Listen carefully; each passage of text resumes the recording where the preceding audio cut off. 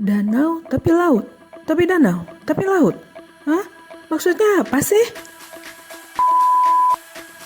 Assalamualaikum teman-teman, jumpa lagi di channel Mama Swan ID. Kali ini kita akan membahas mengenai Laut Kaspia. Yuk!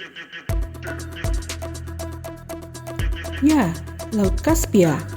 Laut Kaspia merupakan sebuah danau air asin terbesar di dunia, yang menjadikannya sebagai perbatasan alami antara Eropa Timur dan Asia Barat. Rusia di utara, Kazakhstan di timur laut, Turkmenistan di tenggara, Iran di selatan, dan Azerbaijan di barat daya. Laut Kaspia memiliki luas 386.400 km persegi, dan kedalaman rata-rata laut ini adalah sekitar 211 meter, tetapi dapat mencapai lebih dari 1.000 meter di beberapa area. Kaspia disebut sebagai laut karena luasnya yang tidak biasa dan airnya yang memiliki rasa asin. Hal itu disebabkan oleh adanya aliran air tawar, terutama dari sisi utara. Air Laut Kaspia berasal dari sejumlah sungai yang bermuara ke dalamnya. Sungai-sungai besar yang mengalir ke Laut Kaspia antara lain Sungai Volga, Sungai Ural, dan Sungai Kura. Namun secara karakteristik, Kaspia adalah danau. Karena terletak di tengah daratan, dia tidak terhubung ke lautan luas karena terbentengi wilayah daratan. Terdapat hampir 50 pulau kecil tersebar di Laut Kaspia. Yang terbesar bernama Ogurja ada. Jika memang danau, berarti 40% dari total jumlah air danau di seluruh dunia terdapat di Laut Kaspia. Laut Kaspia yang saat ini ada adalah sisa dari Laut Paratetis kuno, bagian dari Samudra Tetis yang ada 50 atau 60 juta tahun silam.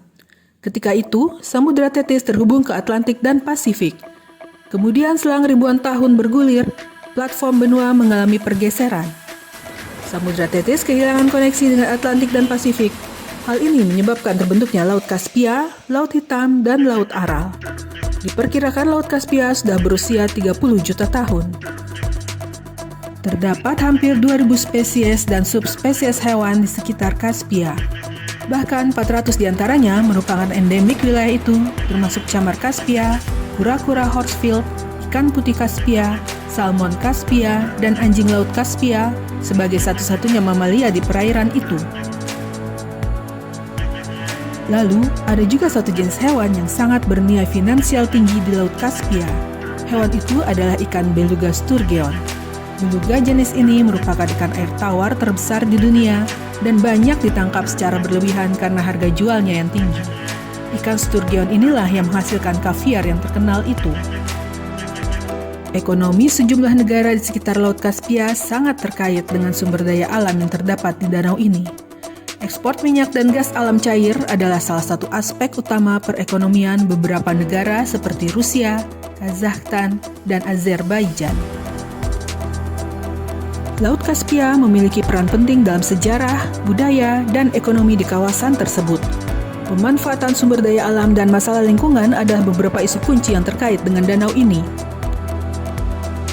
Meskipun bukan tujuan wisata utama seperti beberapa danau besar lainnya, Laut Kaspia menawarkan potensi pariwisata yang dapat dikembangkan. Keindahan alam, situs bersejarah, dan keanekaragaman budaya di sekitarnya dapat menarik wisatawan. Laut Kaspia terus menjadi pusat perhatian di tingkat lokal, regional, dan internasional karena peran strategisnya dalam ekonomi, lingkungan, dan geopolitik. Dengan tantangan dan peluang yang ada, pengelolaan yang bijaksana, dan kerjasama antar negara menjadi kunci untuk menjaga keberlanjutan dan keseimbangan di daerah ini. Demikian teman-teman pembahasan kita hari ini. Terima kasih sudah menonton ya. Wassalamualaikum warahmatullahi wabarakatuh.